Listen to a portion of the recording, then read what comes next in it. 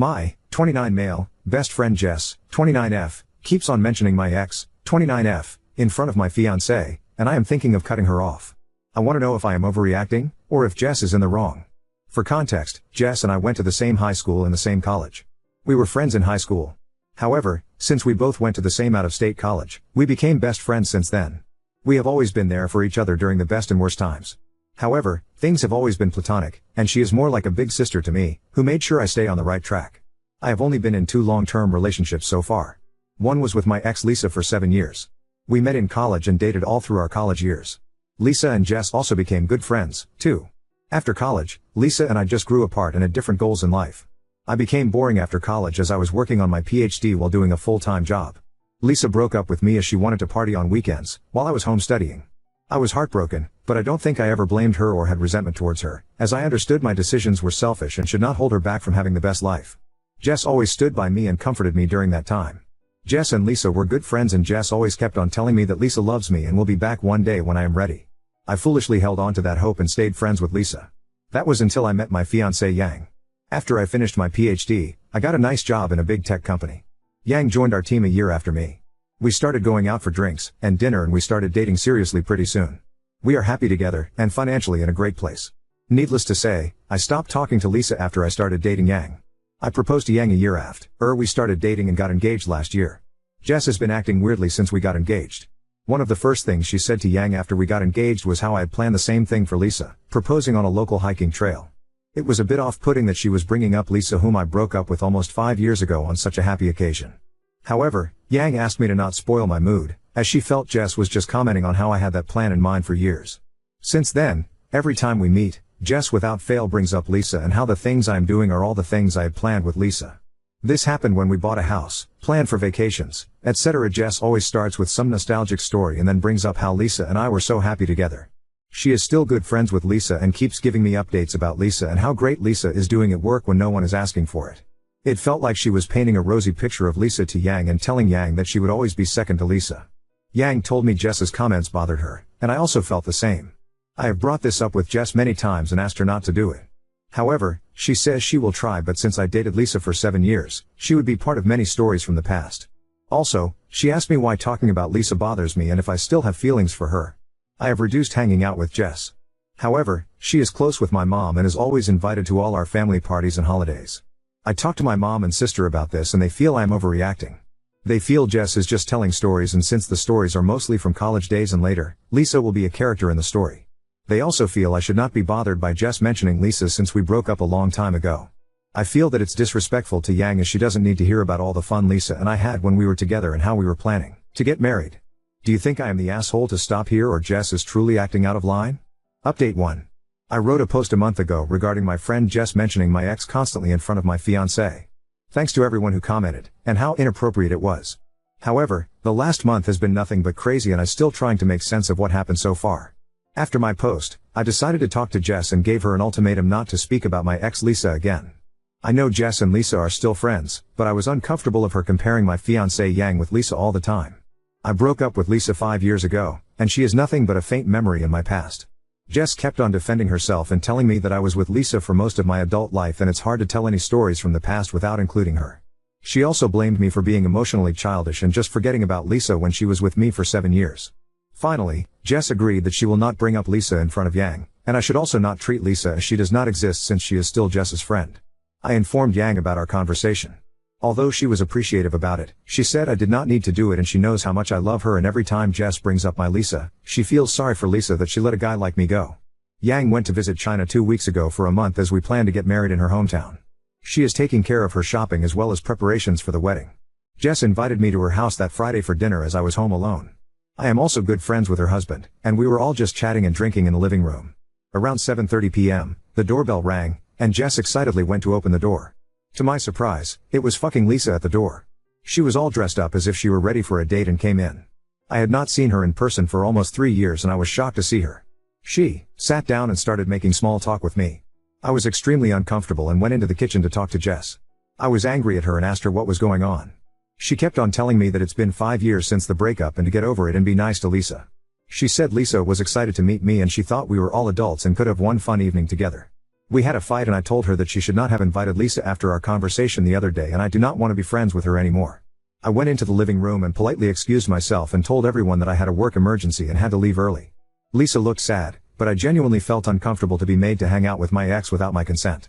I came home and called Yang. I have never seen her more furious, and she told me she is not comfortable with Jess anymore as she has some agenda that we do not know about. It's different to talk about Lisa, but to invite her without consulting is not okay. I also felt the same, and I called Jess the next day and told her that she crossed a line, and I was terribly upset with her. I stopped taking her calls and ghosted her. I also told my mom and sister about the whole incident. Last Sunday, my mom called me for lunch. When I got there, I saw Jess was already there. I told my mom that I do not want to talk to Jess and can't stay. However, she asked me to sit as they all wanted to talk to me. I have a glutton for punishment and decided to hear them out. My mom started with how Jess has been there for me all these years and only has my best interest at heart. She kept on telling me that they are the three people, mom, sister, and Jess, that love me the most. Jess started saying how she felt that I was making a big mistake in not having to hear what Lisa had to say. She told me that Lisa was my first love and Lisa is now ready to settle down and we can pick where we left off. She reminded me how broken I was when Lisa left me and how life is giving me a second chance. My sister also chimed in and said how they all liked Lisa more than Yang and how we both looked so great together. Finally, my mom started saying how our culture was so different than Yang and it is hard for them to relate to her. I asked them in what way, and my mom said that they did not understand what Yang says sometimes and have nothing in common with her. Then my mom asked me to think about how Lisa and I would have such wonderful looking kids, while if I marry Yang, our kids will look so different. I started getting their drift and I probed more. My mom told me how our kids would look Asian with small eyes and not like any others in the family. I asked my mom if she cared about my kids' looks more and not about how smart they will be since Yang has a PhD. She blew it off, and I realized she just did not want me to marry Yang because she was Chinese and not white. My mom told me to forgive Jess, and my mom asked Jess to talk to Lisa on my behalf and asked her if she would be interested in getting back together with me. My mom was adamant that since I loved Lisa so much, I should be happy and pick up things where we left off as that is the best for everyone. I have never been so angry and may have said a lot of unkind things to all of them before I left. I am so depressed right now. I not only lost my best friend, but also am not sure how I can move on from what my mom said. My mom and sister raised me and that is the reason where I am today. However, I cannot get over how racist they are being and how they were just pretending to like Yang all these years while actively working on breaking us up. I have been so shocked that I have not told any of this to Yang so far. I might wait for her to come back next week and talk to her in person. Update 2. I wrote an update 2 weeks ago about my mom, sister and Jess scheming about trying to get me back with my ex Lisa because they were uncomfortable with Yang being Chinese. They tried to do it when my fiancée was visiting her parents and I felt so betrayed by their actions. As I said in the previous post, I blew up on my mom and sister about what they said and immediately left. I did not take calls from them or answer texts for the next several days. Their messages initially were anger towards me on why I left before they could finish what they wanted to say. However, I think they realized on day 3 that they might have crossed the line this time and became extremely apologetic. I finally messaged them to leave me alone and not to contact Yang or I until we contact them. Jess did not message me the whole time. I did not tell Yang about the situation until she came back home 9 days ago. I initially did not know how to bring up the subject, but she sensed something was wrong and asked me about it. I was so worried about hurting her, but I told her about what happened. I was upfront about the stunt Jess pulled and she was angry at Jess. I also told her about my visit to my mother's place, but she did not react with any anger. She just asked me if I was okay. The next few days were confusing where I was more upset than Yang. She was just excited showing me all pictures and telling me stories. Finally, on last Thursday evening, she opened up and asked me if I was okay about my mom's behavior and what I planned to do. I told her my thoughts and how I cannot forgive them for what they said about her being Asian and them wanting me to marry Elisa because she was white. I asked her why she was not more upset as it was bothering me. She told me that when she told her parents about me, they had the exact same reaction for her dating someone who was not Chinese. Her family is very traditional, and her parents were very upset about her decision. It took them a few months to warm up to me and accept me. She never told me about this because she wanted me to have good relationship with her parents. She told me that now they are the most excited doing arrangements for our wedding. She told me that she has always felt something was off when she talked to my mom, my sister or Jess and they did not like her. My mom and sister would be very friendly with her in front of me, but never invited her for anything when I am not around. She suspected that it may be due to the fact that she is not white and does not understand the American traditions. She said she is not upset with them and now that this is in the open, she should talk to them and assure them that she would be as good of a wife as Lisa or any other girl. She said that she does not want to break a family in order to start a new one. Despite my protests, Yang invited my mom and sister for lunch on Sunday. She said that it would be good for us to talk about everything and hear why they are concerned about her marrying me. I was really not happy with this, but Yang spent most of Sunday morning cooking for them. When my mom and sister arrived, there were a lot of waterworks and apologies. My mom apologized to Yang and me for her behavior and told us that she would never bring it up again. My sister also was quiet and had tears in her eyes. There were a lot of blame games. My mom and my sister were blaming Jess for constantly telling them how Yang might not be great for me and how she won't fit into our family. My mom and sister fought with Jess after I left and Jess blamed Lisa. Based on Jess's story, Lisa has been depressed for the last few years, and when I suddenly got engaged to Yang, it became worse. Jess thought I was also depressed after Lisa left me, because I did not date anyone for 3 years. In reality, I just wanted to focus on my work and studies and never had time. So, Lisa convinced Jess that she has to get back together with me, as that is what I wanted too. Jess said how sorry she felt for Lisa as she was her longtime friend and listened to her plan as she thought it was good for everyone. My mom and sister told us that I should stay away from Jess because she orchestrated the whole situation. They kept on hugging Yang and apologizing to her. Yang in turn also started crying and telling them that she will do better to fit in with them. It was all a big mess. I am still skeptical of my mom's change in heart, but I also want to see Yang happy. However, I think it will take a lot of time and healing before I could truly trust my mom and sister. Currently, my mom invited us to lunch at her place next week and told me that Jess will not be there. Jess has still not messaged me or Yang. I really don't know what I can do in this situation. I am still upset and furious at my mom, but I also want to respect Yang's effort to keep the family together. Now on to second story. Close friend keeps hosting adult-only parties that turn into kid-centric events, and I need advice on how to address this without hurting her feelings. I 31F have a close friend of 35F whose adult-only parties are offending people. I would love a real adult-only party where adults can talk and have conversations without kids interfering. She ain't doing that. She is having a whole party for everyone to focus on her kids only. I need to know how to address this with her. This happened 2 times so far. The first time, we pretty much all assumed that she had to have planned for childcare that must have backed out or something, but since we weren't sure, we didn't ask her. I think everyone felt awkward believing they were paying babysitters for an adult night and then having to have her kids at the dinner table, and them very actively part of the evening needing to be entertained, 2 young kids. Then, it happened again. She sent out events for a dinner party in the evening with adults only on the invitation. Then, when we got there, she had set up all these kids' games everywhere. She arranged the night around everyone kind of playing with her kids, and I could tell everyone felt awkward because people just wanted to have an adult night talking. But she had promised the kids that everyone would participate in the games they had set up and asked everyone if they wouldn't mind playing with the kids. I know that several people who attended the last event were very bothered by having to do this. People were whispering on the side about how they had to pay a babysitter for the night and would have rather bring their kid along, and the kids could have just played games together if it's a family event. We barely ever pay a sitter, so I was kind of confused about why I had to spend my very limited babysitter funds on a night that I didn't even get to talk much with other adults because the kids were for sure the center of the evening. She even stopped everyone to gather around to look at the kids' recent art projects and tell stories and sing. Is this normal in other circles? What would you do if this was your friend? If I do say something, how would you explain this so that the person isn't mad or feels like you just don't like their kid? She was mad because everyone left early and she had catered the event, but I think people didn't want to stay and preferred to just go back to their kids because they felt a little disrespected by the way things went. People are saying they don't want to hang out with her anymore. I'd what to do. I can't explain like her entire personality, but I don't think she is actively manipulating because she is a very kind and considerate person in all other ways. It's like she truly isn't realizing that people are bothered. I don't know if it is because she thinks we all love her kids so much that we want to spend quality time with them without our own kids distracting us. We do love her kids. But I prefer to also bring my own kids so they can all play together. I thought she also loved my kid and would want them to be there to play as well.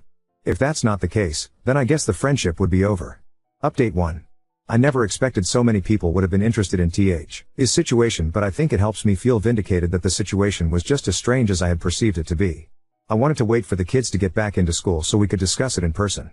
And luckily I didn't even have to bring it up because someone else did bring it up to her and she was eager to tell me that people were mad and she didn't know what the problem is with what she did. I was able to get through to her, I'll call her Katie in this post, and also understand her perspective, understand, not agree with, which I'll try to explain here the best I can. I cannot remember every detail of the conversation but can paraphrase all the key parts. She had been upset because one of our friends, Molly, was taking care of her toddler while Katie's kid kept trying to show her something.